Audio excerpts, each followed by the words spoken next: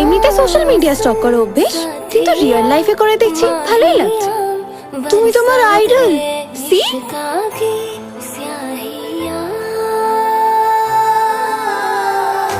তুমি যেরকম আমার বাবাকে হন্ট করছো, আমি তোমাকে হন্ট করছি। তুমি হন্ট করা ছেড়ে দাও, আমিও ছেড়ে দেবো।